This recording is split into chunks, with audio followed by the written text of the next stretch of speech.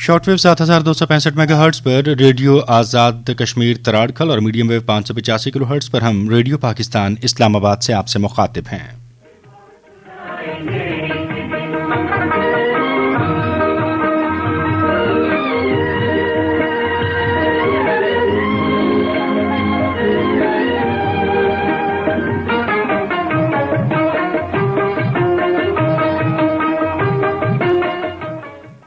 Programme आप समाप्त कर रहे हैं कश्मीर मंजरनामा।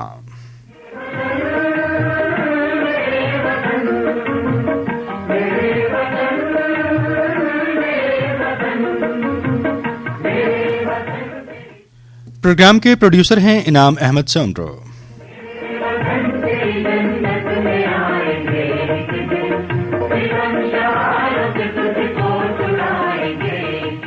और इस प्रोग्राम में मैं आपका मेजबान मनाजिर हुसैन।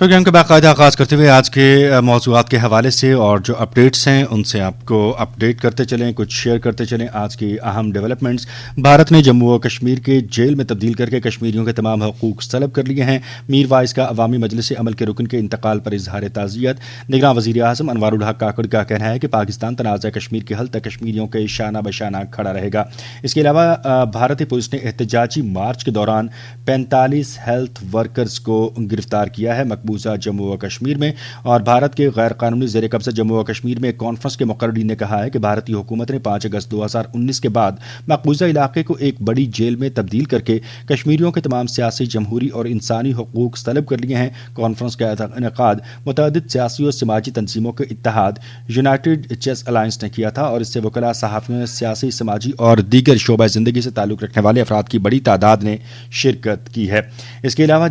मीर वाइस का अवामी मजलिस अमल के रुकन के इंतकाल पर इजहार ताज़ियत। मीर वाइस उमर फारूक ने तंजीम के दरीन रुकन मोहम्मद यूसुफ खान के श्रीनगर में इंतकाल पर गहरे रंजो गम का इजहार किया है। कश्मीर मीडिया सर्विस के मुताबिक मीर वाइस ने एक बयान में मरहूम मोहम्मद यूसुफ खान की तंजीम के तय खिदमात और कुर्बानियों को नाकाबिले फरामोश करार दिया। इसके अलावा SIA के ज़िला पुंछ में घरों पर छापों का सिलसिला जारी है। लोगों को हिरासा किया गया है और पैरामिलिट्री फोर्सेज के हमरा ज़िले में कुरमारा और दीगर कई मकामात पर छापे मारे गए हैं। जबकि इसके अलावा भारत की दाखिली सूरत हाल के हवाले से भी जो मुक़र्रीन हैं उन्होंने अपनी तशवीश का इजहार किया है। मौज़ूआत पर गुफ्तगू के सिलसिले को आगे बढ़ाएंगे। डॉक्टर तौक़ीर मलिक साहब माहिर कौमी और बैनुल अक़वामी उमूर स्टूडियोज़ में हमारे साथ तशरीफ़ रखते हैं। उनसे हम बातचीत का आगाज़ करते हैं। अस्सलाम वालेकुम डॉक्टर साहब। जी वालेकुम सलाम। डॉक्टर साहब, बहुत शुक्रिया आपका। आज जिन मौज़ूआत पे हम गुफ्तगू कर रहे हैं या कश्मीर के हवाले से जो डेवलपमेंट्स हैं वो आप समाअत कर ही चुके हैं। बुनियादी तौर पे जबर है, गज़ब है और ह्यूमन राइट्स वायलेशन है कि जिसका सिलसिला जो है वो दहाइयों से जारी है। और अगर हम इस सारी सूरत हाल का जायज़ा लेते हैं तो भारत को क्या शह ऐसी मिलती है और क्या ऐसे मुहर्रिकात हैं कि जिनकी बुनियाद पर आलमी तंजीमें, इंसानी हकूक़ नाफिज करने वाले इदारे, अक़वाम मुत्तहिदा का चार्टर, वीटो पावर्स और फिर यूरोपीय यूनियन और वो ममालिक जहाँ पर जानवरों को भी हकूक़ हैं, अगर जानवरों के हकूक़ का भी इस्तेहसाल हो तो वो भी वहाँ पर जो वो चीखें बुलंद करते हैं, उनकी सदाएँ बुलंद होती हैं। लेकिन मकबूजा कश्मीर में हम देखते हैं कि एक तवील अरसा गुजरा जबर है, इस्तबदाद है, संगीनों के साए हैं, इंतहा पसंदी है और मजहबी नुक्ता निगाह से भी कश्मीरियों के हकूक़ गसब और सलब किया जाना है। किस तरह से देखते हैं सूरत हाल? जी मनाज़िर, बहुत शुक्रिया। देखिए, इसका बहुत आसान तरीन और सिंपल 2 लफ्ज़ में तो ये है कि हट दर्मी आप कह लें कि भारतीय हुकूमत की। और ये हुकूमत आपको मालूम ही है कि मजहबी जनूनियों के हाथों में असल में यरगमाल हो चुकी है और हिंदुत्व का जो नज़रिया है उस पर कारबंद रहते हुए अखंड भारत के एजेंडे पर चल रही है। और वो अखंड भारत का मतलब ये है कि वो तमाम का तमाम जो हिंदुस्तान है वो उसमें हिंदुइज़्म, हिंदू राज होगा। और आपने देखा होगा कि आज से चंद साल कबल जब 5 अगस्त 2019 को मोदी सरकार ने भारतीय लोकसभा और राज्यसभा से जो भारतीय आइन में यकतरफा तौर पर तरमीम की और उसमें आर्टिकल 35 और 370A को 35A और 370 को जो है वो रिवोक किया, तो उसका मतलब साफ ज़ाहिर था कि वहाँ उसकी जो ख़ुसूसी हैसियत है कश्मीर की उसको ख़त्म किया जाए ताकि वो ज़्यादा से ज़्यादा और जल्दी से जल्दी कश्मीर का जो इलाका है वो हड़प कर सके। اور شاید اس کے ذہن میں یہ تھا کہ اس طرح کرنے سے مسئلہ جو ہے وہ ہمیشہ ہمیشہ کے لیے ختم ہو جائے گا، لیکن ہوا اس کے برعکس. اور جس طرح آپ نے ذکر کیا ان تمام صعوبتوں کے باوجود جو بھارتی جنونی فوج اور وہاں پہ جو ریاستی ادارے ہیں وہ بپا کیے ہوئے ہیں، اس کے باوجود بھی آپ جو آزادی کا جذبہ ہے جو کشمیریوں کے اندر آپ دیکھتے ہیں وہ ابھی بھی جوان نظر آتا ہے. اور اس کے بعد مزید جو وہاں کی ان کے مقامی یا انڈیجنس ریزسٹنس موومنٹ ہے وہ مزید سخت ہوئی ہے، تیز ہوئی ہے، اس میں جوش اور جذبہ پیدا ہوا ہے. اور وہ جو کیلکولیشنز کر رہا تھا بھارت کہ یہ 2-4 مہینوں کے اندر موومنٹ ختم ہو جائے گی اور اس کے بعد بڑی آسانی سے ہڑپ کر لیں گے، لیکن کشمیریوں نے ہمیشہ کی طرح بڑا ثابت قدمی کے ساتھ اس سارے معاملے کو لیا. اور دوسری بات جو آپ نے پھر ذکر بھی کیا کہ اقوام متحدہ اور اقوام عالم جو ہے وہ اس کو کس نظر سے دیکھ رہی ہے. یقیناً ایک کمزوری تو سامنے آتی ہے یونائٹڈ نیشنز کی، جو کہ اپنے ہی قراردادوں کو بلکہ نافذ کرنے میں ناکام رہی ہے. اور اس کے لیے پاکستان ایک وکیل کی حیثیت سے، ایک فریق کی حیثیت سے ہمیشہ صف اول میں رہا ہے، اور مسئلہ کشمیر کو اجاگر کرنے کے لیے اس نے پورا زور بھی لگایا، اور اس کے حل کے لیے بھی مختلف کوششیں ہمیشہ کی. یہ ہمیشہ ہندوستان رہا ہے جو کہ اس خطے کے امن کو تباہ کیے ہوئے ہے، اور اس خطے کے امن کو ختم کرنے کے حوالے سے اس کو یہ مسئلہ کشمیر جو ہے وہ حل نہیں ہونے دے رہا. ورنہ اگر یہ مسئلہ حل ہو جائے تو خطے کے عوام جو کہ بہرحال ہندوستان کے اندر ایک بہت بڑی تعداد خط غربت سے نیچے زندگی بسر کر رہی ہے جی. اور پورا خطہ بھی بہرحال وہ ترقی کی راہ پر گامزن ہو سکتا ہے، آپس میں مل جل کے رہ سکتے ہیں اگر یہ مسئلہ ہندوستان جو ہے سنجیدگی سے حل کرنے میں جو ہے وہ اس کا وہ کرنا چاہے تو اس پہ آمادہ ہو. لیکن بدقسمتی سے ایک بظاہر دنیا کو یہ باور کراتے ہوئے کہ میں دنیا کی سب سے بڑی جمہوریت ہوں اور ہمیں اقوام متحدہ کی جو سلامتی کونسل ہے اس میں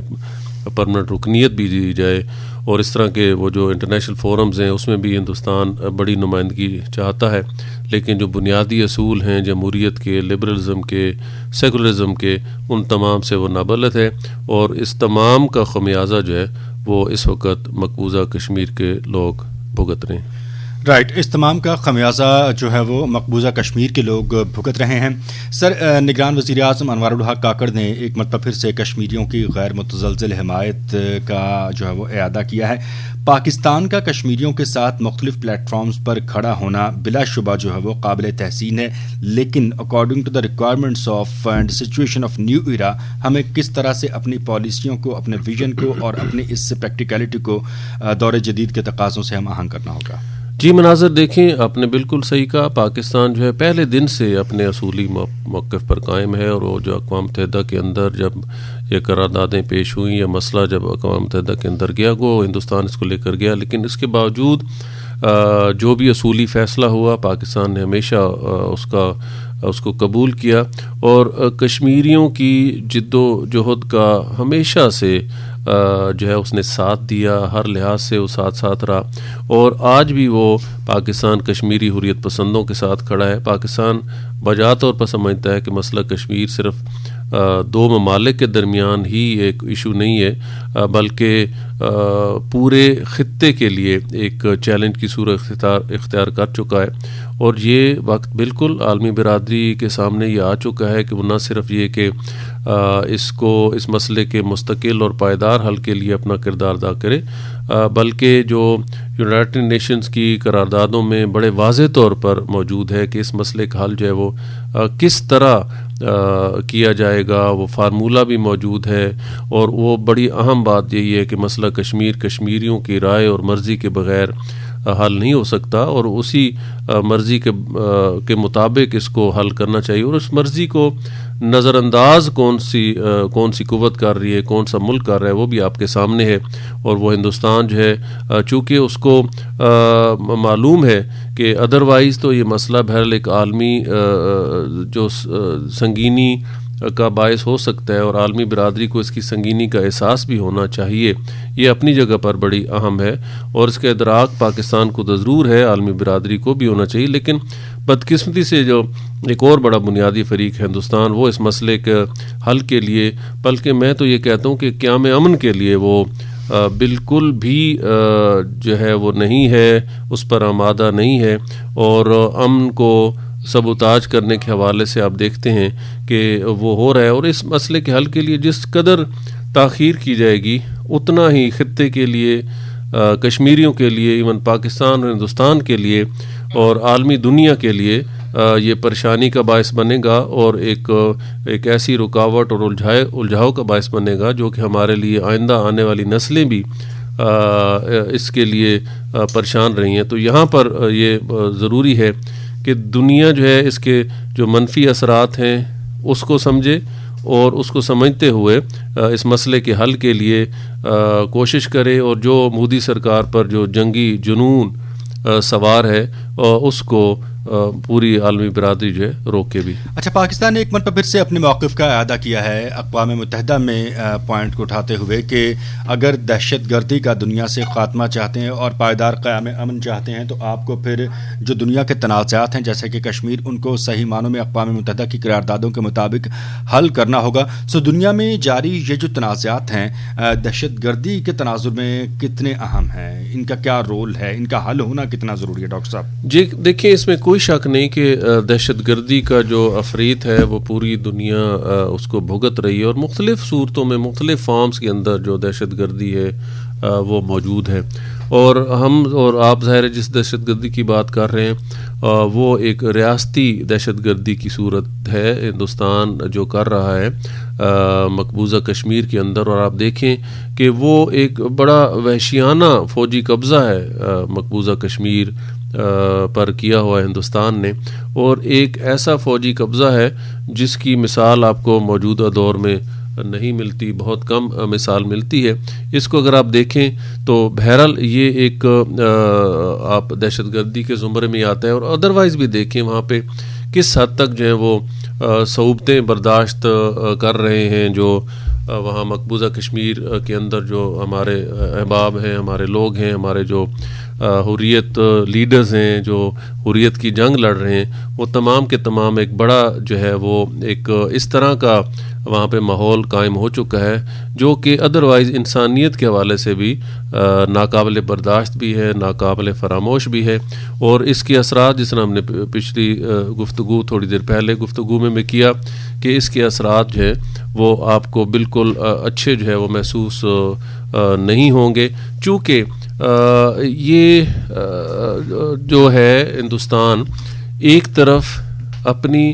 جمہوریت کا جو ہے وہ گن گاتا ہے، اور اس جمہوریت کے گن گانے کے ساتھ ساتھ اصل میں وہ عالمی برادری کو دھوکہ دینے کی کوشش کرتا ہے، اور اس دھوکے میں ظاہر ہے وہ کشمیری تو آنے والے نہیں ہیں، ورنہ یہ بڑی اہم بات تھی کہ جو ہے اس کو یعنی آج سے 70 سال پہلے بھی حل کیا جا سکتا تھا۔ الٹیمیٹلی اس کا حل تو بہرحال کہیں نہ کہیں بات چیت میں یا جو قراردادیں ہیں اس کے مطابق ہی ہو سکتا ہے، لیکن وہ دن کب آتا ہے، وہ کشمیری اپنی جدوجہد جاری رکھے ہوئے ہیں، اور پاکستان ایک اپنے کشمیری بھائیوں کے ساتھ اسی طرح کھڑا ہے، اور یعنی کسی وقت بھی جو ہے جب بھی مسئلے کے حل کے قریب ترین پہنچنے کی کوشش ہوگی تو پاکستان کا یقیناً ایک بہت اہم جو ہے وہ اس میں ہاتھ ہوگا۔ رائٹ۔ اچھا، وسائل کی منصفانہ تقسیم یہ ہمیشہ سے ایک مسئلہ رہا ہے۔ بنیادی طور پر معاشی استحکام کے تناظر میں دنیا کی بڑی طاقتوں کی جانب سے وسائل ہتھیانے کی کوشش کی گئی۔ مقبوضہ کشمیر کی صورتحال آپ کے سامنے، لیتھیم کے ذخائر کے حوالے سے بھارت کا جو رویہ رہا ہے، اس سلسلے میں بھی میں چاہوں گا کہ آپ کمنٹ کریں، اور عالمی سطح پر یہ کتنی بڑی ایک ریزن ہے کہ ایسے ڈسپیوٹس جو ہیں وہ آن ٹائم اور according to the resolutions of United Nations جو ہیں وہ سارٹ آؤٹ نہیں ہو سکے۔ ڈاکٹر صاحب جی مناظر، دیکھیں آپ نے جس طرح وسائل کا ذکر کیا، اور مقبوضہ کشمیر کے اندر اگر وسائل کی بات کریں تو وہ آپ نے تو ذخائر کا ذکر کیا، یقیناً وہ سرزمین جو ہے وہ وسائل سے بھرپور ہے، اور آپ کیا سمجھتے ہیں کہ ہندوستان جو ہے وہ قبضہ اس لیے کر رہا ہے کہ اس کو وہاں کے باشندوں سے کوئی پیار ہے یا ان باشندوں کو رکھنا چاہتا ہے اپنے ساتھ؟ بالکل ایسی بات نہیں ہے، بلکہ اس کا تو وہاں کی جو ریسورسز ہیں اس پر قبضہ کرنا مقصود ہے، اور اس قبضے کی بنیاد پر وہ پھر اپنا جو اس کا یعنی آپ باقی ہندوستان ہے یا نیو دہلی کے اندر یا جو بھی اس کے معاملات ہیں اس کو وہاں پہ چلانا مقصود ہے، اور یہ ایک اپنی جسے آپ کہتے ہیں نا چراگاہ کے طور پر اس کو استعمال کرنا چاہتا ہے. ورنہ یہ جو 80 لاکھ 90 لاکھ 1 کروڑ جو وہاں پہ کشمیری بستے ہیں وہ اس کی کبھی بھی اہمیت نہیں رہے ہندوستان کی، اور یہ بہرحال بدقسمتی ہے. ایک طرف وہ اپنے معاملات کو اس طرح چلانا چاہتا ہے، اور دوسری طرف آپ دیکھیں تو وہ مقبوضہ کشمیر کے لوگوں پر جو بھی ظلم و ستم ہے، انسانی حقوق کی خلاف ورزیاں ہیں، ان کو زبردستی اٹھا لیا جانا ہے، یہ تمام کے تمام معاملات آپ کو اس وقت مقبوضہ کشمیر میں اسی لیے نظر آتے ہیں کہ اس کا بنیادی مقصد یہ ہے کہ وہ وہاں کے کشمیر کے لوگوں کو اتنا زج کیا جائے کہ الٹیمیٹلی یا تو خود کشمیر چھوڑنے پر مجبور ہو جائیں یا وہ ایک بالکل باج گزار کے طور پہ وہاں رہنا قبول کر لیں. رائٹ. ڈاکٹر صاحب، بڑے پلیٹ فارمز پر بڑی ڈیولپمنٹس اور دنیا کی بڑی معاشی طاقتوں کا گٹھ جوڑ، باہمی مسائل اور دنیا کے جو میوچل اور کامن پرابلمس ہیں ان پہ ڈسکشن اور پھر اس کو حل کرنے کے حوالے سے منصوبہ بندی، یہ عالمی تنازعات کو حل کرنا، یہ سب کچھ جو ہے مختلف پلیٹ فارمز پر سنتے رہتے ہیں. اور حال ہی میں اقوام متحدہ کی جنرل اسمبلی کا جو اجلاس تھا جس میں ہمارے نگران وزیر اعظم نے بھی شرکت کی، انہوں نے کشمیر کے حوالے سے بھی بات چیت کی. لیکن جتنا مجموعی طور پر ہم نے ساری صورتحال کا اس میں ایک آبزرویشن لی، جتنا ہم نے اس کا مشاہدہ کیا، اگر ہم اس ساری صورتحال کو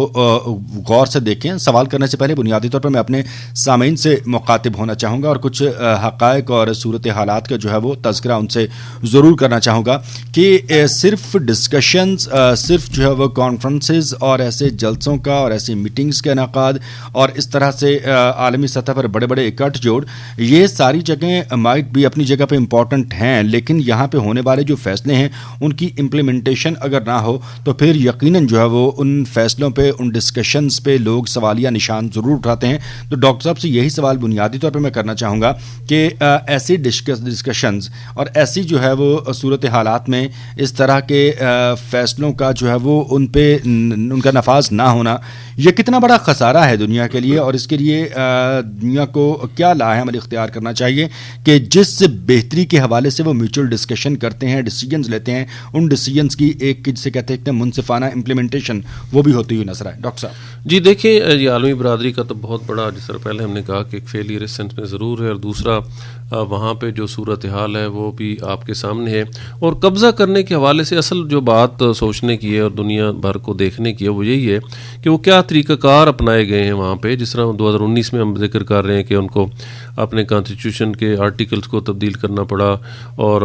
جو مقبوضہ کشمیر کی جو زمینی صورتحال ہے وہ بھی آپ کے سامنے ہے، جہاں پہ قابض بھارتی فوج ہے بڑی یک طرفہ اور غیر قانونی اقدامات وہاں پہ کر رہی ہے. دوسرا آپ دیکھیں کہ اس کے فوراً بعد جو ہے وہ ایک بنیادی جو ذہن میں چیز آتی ہے وہ آبادی کی وہاں پہ جو ہے وہ تبدیلی ہے، ڈیموگرافی جو ہے وہ تبدیل کرنا چاہ رہا ہے. اور پھر ہندوستان یہ بھی کرتا ہے کہ وہ اس انسانی المیہ سے توجہ ہٹانے کے لیے ایک جانب وہ دہشت گردی کی بات کر رہے تھے، تو پاکستان کے اندر وہ دہشت گردی کو فروغ دیتا ہے، اس کی سرپرستی کرتا ہے. کلبھوشن جادیو اور دیگر جو ہیں وہ آپ کے سامنے ہی ہیں، جو مختلف سپاہی جہاں پہ موجود ہیں. دوسری جانب اس نے ایک پراپوگنڈا کیا پوری دنیا کے اندر پاکستان کو بدنام کرنے کے حوالے سے، اور عالمی سطح پر پاکستان کو بدنام کرنے کی جو مہم شروع کر رکھتا رہا ہے. تو یہ ان تمام باتوں کا جو ہے وہ آپ دیکھ سکتے ہیں کہ بھارت کی سرپرستی میں جو جھوٹ پھیلایا جاتا ہے، جو غلط معلومات پھیلائی جاتی ہیں، اور دہشت گردی کے حوالے سے جو چیزیں آپ کو یاد ہوگا کہ پاکستان کئی دفعہ ڈوزیئر جو ہے وہ دے چکا ہے، ڈس انفو لیب جو یورپین یونین کی، وہ آپ کے سامنے ہے کہ پاکستان کو بدنام کرنے کے لیے جو ہے وہ کس طرح جیلی این جی اوز اور جیلی نیوز ویب سائٹس کا استعمال کرتے ہوئے جو اقوام متحدہ کے نظام اور یورپی یونین کی پارلیمنٹ کو جو ہے وہ گمراہ کرنے کی جو ہے وہ کوشش بھارت نے کی. تو اس تناظر میں آپ دیکھیں تو دنیا بھر کو یہ سمجھنے کی ضرورت ہے کہ ہندوستان جو ہے وہ کس حد تک اس کو ٹارگٹ کیا ہوا ہے، اور تاکہ پاکستان کو بدنام کیا جا سکے اور مسئلہ کشمیر کو پیچھے دھکیلا جا سکے. رائٹ، یہ آپ نے بڑی اچھی اس کی وضاحت کی ہے اور حقائق کا. اچھا، اگین ایک کویسچن جو ہے میں آپ سے اکثر کیا کرتا ہوں اور شاید یہ کہہ سکتے ہیں کہ اس حالات کے تناظر میں یہ سوال اس لیے بھی اہم ہے کہ دنیا کے اس تمام اکٹھ جوڑ میں، خواہ وہ اسٹریٹجک ہے، خواہ وہ جیو اکنامیکل ہے یا جیو پولیٹیکل ہے، اس میں مختلف ممالک کے ساتھ ہمارا جو اتحاد ہے وہ بڑا اہمیت کا حامل ہے. ہم اس فیکٹر کا جو ہے وہ کتن اس کو ڈینائی نہیں کر سکتے ہیں. سو کیا لگتا ہے آپ کو کہ ہماری بنیادی طور پہ کن ممالک کے ساتھ فطری طور پہ ایسا اتحاد بنتا ہے کہ ہم عالمی تنازعات کے ساتھ ساتھ عالمی معیشت اور عالمی سیاست میں بھی ایک نمایاں اور ایک بہتر کردار ادا کر سکیں؟ جی دیکھیں، اس کے لیے تو بہرحال عالمی فورمز موجود ہیں اور جو فارن پالیسی ہے اس کا وائبرنٹ ہونا بڑا ضروری ہے. پھر ورلڈ کیپٹلز میں جو ہماری نمائندگی ہے، ہمارے جو سفراء ہیں، ان کی ذمہ داری میں بھی یقیناً ایک اہم ذمہ داری بھی ہے اور اضافہ بھی ہوتا ہے کہ وہ اس مسئلے کا جو بڑا جینون ہے اس کی صحیح جو ہے وہاں پہ پورٹرے کریں، اس کا صحیح پرچار کریں، تاکہ جو عالمی دنیا ہے وہ اس مسئلے کو سمجھنے میں اس کو آسانی ہو. پھر کاؤنٹر نیریٹو جو ہے وہ بلڈ کرنا ہوتا ہے. جو ہندوستان ایک نیریٹو بلڈ کرتا ہے اور وہ وہاں پہ ناکام کوششیں یا کبھی کبھی کچھ لوگوں کو بلا کے وہاں پہ کچھ ممالک کو مقبوضہ کشمیر کے اندر مختلف کانفرنسز کرانے کی جو صحیح کرتا ہے، تو اس کا مقصد بھی یہی ہے کہ دنیا کو ثابت کیا جا سکے کہ یہ جو علاقہ ہے یہ ایک ڈسپیوٹڈ نہیں ہے اور اب ہندوستان کا بڑا بھرپور طریقے سے اس پہ قبضہ ہے. کیونکہ ظاہر جو گراؤنڈ ریالٹیز ہیں وہ اس کے برعکس ہیں. ہندوستان جو مقبوضہ کشمیر کے لوگ ہیں وہ خود ہی جب اس بات کو ماننے کے لیے تیار نہیں ہیں، اور اس کسی بھی جمہوری ملک کے اندر آپ دیکھیں تو جو ول ہوتی ہے، عوام کی رائے جو ہوتی ہے وہ بڑی اہمیت رکھتی ہے، اور عوام کی رائے کے مطابق بالکل وہ پاکستان کے ساتھ شامل ہونا چاہتے ہیں. اور اگر اس کے برعکس کچھ ہوتا تو ہندوستان تو شاید کل ہی پلبسٹ کروا دیتا، آج ہی اعلان کر دیتا کہ اگلے ہفتے ایک مہینے بعد جو ہے وہ یہاں پہ رائے شماری کے لیے تیار ہے. چونکہ اسے معلوم ہے کہ جو مقبوضہ کشمیر کے لوگ ہیں وہ اس کے خلاف ہیں، اس سے نفرت کی حد تک خلاف ہیں، تو وہ کبھی بھی یہ رسک لینے کے لیے تیار نہیں ہے. لیکن بہرحال جو حق خود ارادیت ہے وہ بڑا اہم نقطہ ہے دنیا بھر کی فلسفی کے اندر بھی، پولیٹکس کے اندر. ڈاکٹر صاحب، آپ نے پلیبسائٹ کے حوالے سے بات چیت کی. رائے شماری جو ہے وہ اقوام متحدہ کی قراردادوں کے مطابق ایک جسے کہہ سکتے ہیں ڈیسٹنی ہے کہ اس طریقے سے جو ہے اس تنازع کو وہ حل کیا جائے گا. لیکن اس پیٹرن کو بھی تو بھارت کی جانب سے سبوتاژ کیا جا رہا ہے. یہ وہی ماڈل ہے، یہ وہی ایک نمونہ ہے اس معاملے کو سبوتاژ کرنے کا جو اسرائیل نے فلسطین پہ جو ہے وہ جاری رکھا ہوا ہے. غیر قانونی بستیوں کی تعمیر اور پھر جسے کہہ سکتے ہیں کہ غیر کشمیری باشندوں کو ڈومیسائلز کا بے دریغ اجرا، ریٹائرڈ فوجیوں کی جو ہے وہ وہاں پہ رہائش کا بندوبست کرنا، پنڈتوں کی رہائشوں کا بندوبست کرنا. تو اس کا واضح اور بنیادی مقصد تو صرف یہی ہے کہ آبادی کے تناسب کو تبدیل کیا جائے. تو سر، یہ بڑا ہی حساس اور بڑا ہی پیچیدہ معاملہ ہے. اس پر کشمیریوں کی بھی آواز اٹھانی چاہیے. اس پہ ہماری طرف سے بھی خارجہ پالیسی میں خاص طور پر جو ہے وہ بڑے ٹھوس اور بھرپور دلائل کے ساتھ عالمی پلیٹ فارمز کو جو اس کو یوٹیلائز کیا جانا چاہیے. لیکن جو ہو رہا ہے وہ آپ کے سامنے، اس پہ کیا کہیں گے آپ؟ جی، اس میں کوئی شک نہیں. اور آپ نے مثال دی فلسطین کی، اور بدقسمتی سے دو بڑے بنیادی جو ڈسپیوٹس ہیں وہ ابھی حل نہیں ہو سکے، اور دونوں وہی 47-48 کے قریب کی بات ہے جب اسرائیل کا قیام عمل میں آیا، وہاں پہ فلسطینیوں کے ساتھ ظلم ستم کا آغاز ہوا. اسی طرح پھر پاکستان کا قیام عمل میں آیا اور کشمیر پر قبضہ کر لیا غیر قانونی طور پر ہندوستان نے. اور اقوام متحدہ کا تو قیام ہی اسی لیے آیا تھا کہ دنیا بھر کے اندر ڈسپیوٹس کو امن آشتی اور بات چیت کے ذریعے جو ہے وہ ختم یعنی لایا جائے، بات چیت کے ذریعے، اور ڈسپیوٹس ہیں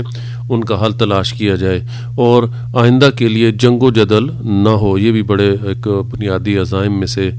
تھا اقوام متحدہ کے. لیکن بدقسمتی سے آپ دیکھیں ہندوستان کے درمی کی وجہ سے بالکل ناکامی ہوئی اقوام متحدہ کو. اور جو آپ نے کہا کہ وہ جو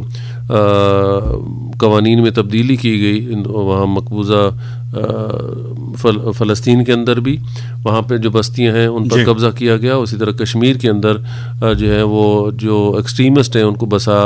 بسانے کی بالکل اسی طرح صحیح کی جا رہی ہے جس طرح جو مقبوضہ علاقے میں فلسطین کے اندر جو ہے